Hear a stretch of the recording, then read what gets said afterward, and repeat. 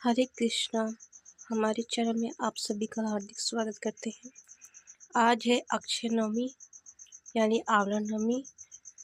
अक्षय नवमी को आंवला नवमी भी कहा जाता है क्योंकि इस दिन किए गए पुण्य कर्म अक्षय अर्थात कभी समाप्त नहीं होते। पौराणिक मान्यता के अनुसार इस दिन आंवले के पेड़ की भगवान श्री हरि विष्णु और माता लक्ष्मी जी का वास होता है। आंवला स्वयं दिव्य औषधि है जो स्वास्थ्य और दीर्घायु का प्रतीक माना गया है। इस दिन महिलाएं अपने परिवार और संतान की लंबी उम्र और सुखी जीवन के लिए व्रत रखती हैं। वही श्रद्धालु मथुरा वृंदावन में परिक्रमा करके अक्षय पुण्य अर्जित करते हैं। आज के दिन आंवले के पेड़ की हल्दी कुमकुम आदि से पूजा की जाती है। आंवले के पेड़ की जड़ में जल और कच्चा दूध मिलाकर अर्पित करके फिर आंवले के वृक्ष के 3, 5, 7, 9 या 108 बार परिक्रमा करते हुए तने में कच्चा सूत या कलावा लपेटा जाता है। पूजा करने के बाद कथा पढ़ी जाती है, सुनी जाती है। पूजा समाप्ति के बाद परिवार और मित्रों के साथ वृक्ष के नीचे बैठकर भोजन किए जाने से विशेष लाभ मिलता है। इस दिन आंवला किसी भी रूप में खाना और आंवले का दान करना बहुत ही शुभ माना जाता है। आज के दिन आंवले के पेड़ की पूजा करके या आंवले के फलों के सामने बैठकर कथा का श्रवण करने के बाद संबंधित सारी समस्याएं दूर होती हैं। तो चलिए आज कथा प्रारंभ करते हैं।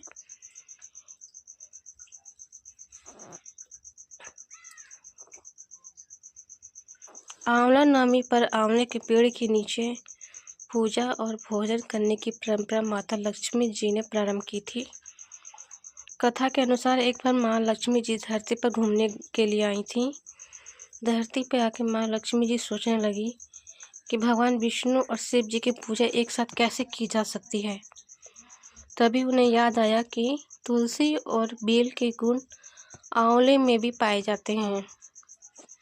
तुलसी भगवान विष्णु को और बेल शिव जी को अत्यंत प्रिय है। इसके बाद तो माँ लक्ष्मी जी ने आंवले के पेड़ की पूजा करने का निश्चय किया। माँ लक्ष्मी जी की भक्ति और पूजा से प्रसन्न होकर भगवान विष्णु और शिव जी साक्षात प्रकट हुए थे। माँ लक्ष्मी जी ने आंवले के पेड़ के नीचे भोजन तैयार करके भगवान विष्णु और शिव जी को भोजन कराया। उसके बाद उन्होंने खुद भी वहीं भोजन ग्रहण किया। मान्यता के अनुसार आंवला नवमी के दिन अगर कोई महिलाएं आंवले के पेड़ की पूजा करके उसके नीचे बैठ के भोजन बनाती है और ग्रहण करती है तो भगवान विष्णु और भगवान शिव उसकी सभी मनोकामनाएं पूर्ण करती हैं। इस दिन महिलाएं अपनी संतान की दीर्घायु और अच्छे स्वास्थ्य को लेकर व्रत रखती हैं। निसंतान महिलाएं यदि संतान प्राप्ति की कामना से व्रत रखकर आंवले के पेड़ का पूजन करती हैं तो उन्हें संतान सुख प्राप्ति होता है। दूसरी कथा के अनुसार एक राज्य में आंवली नाम का एक राजा था।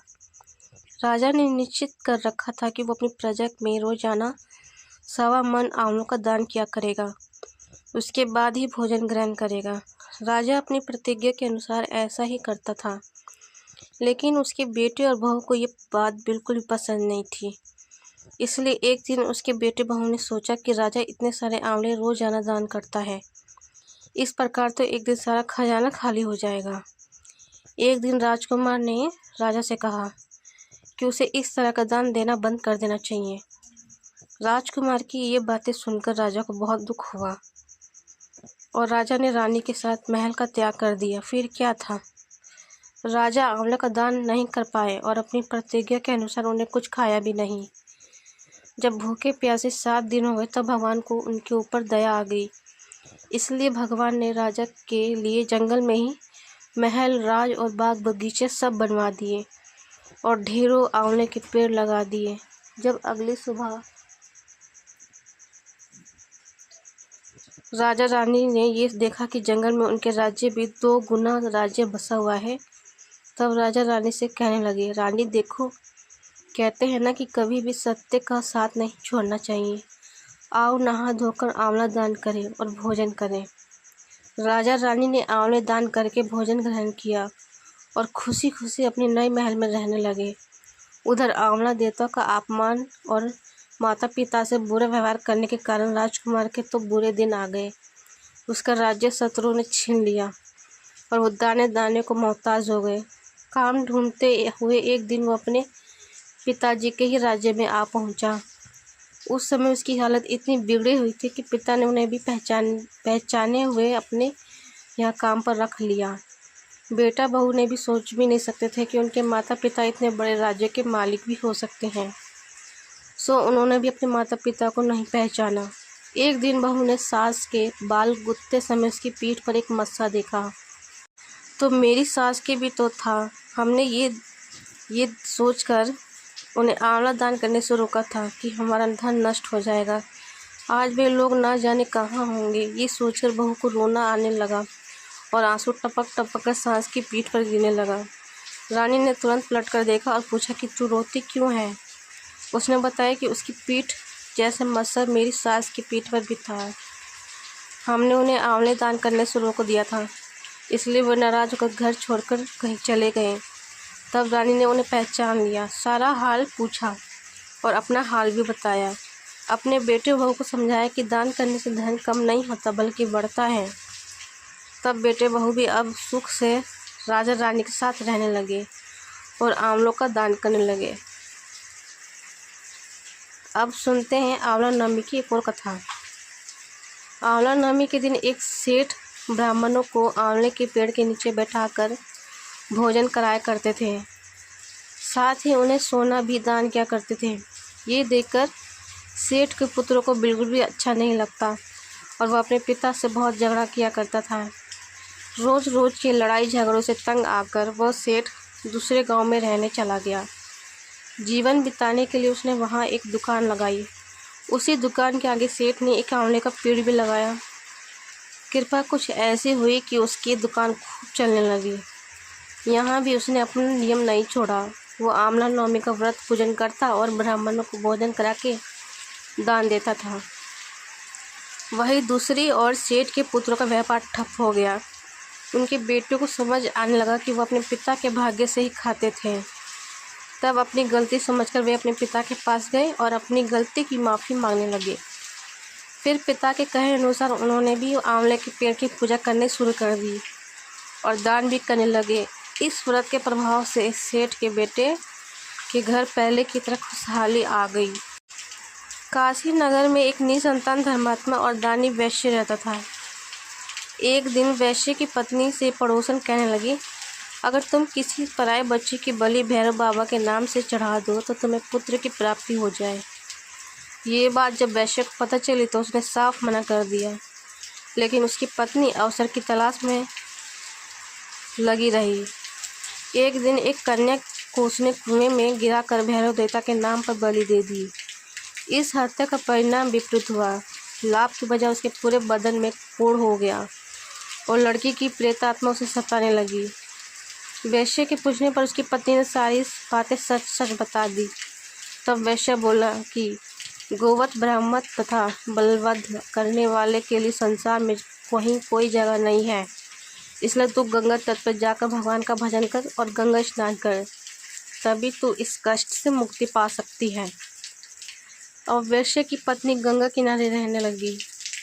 कुछ दिन बाद गंगा माता एक वृद्ध महिला का वेश धारण करके उसके पास आई और बोली, अगर तुम मथुरा जाकर कार्तिक नवमी का व्रत तथा आंवले के वृक्ष की परिक्रमा और पूजन करोगी तो ऐसा करने से तेरा ये कोढ़ दूर हो जाएगा। वृद्ध महिला की बातें सुन के उसकी बात मान के वैश्य की पत्नी अपने पति से आज्ञा लेकर मथुरा जाकर विधि विधान से आंवले का व्रत करने लगी। ऐसे करने से वो भगवान की कृपा दिव्य शरीर वाली हो गई और फिर उसे सुंदर पुत्र रत्न की भी प्राप्ति हुई।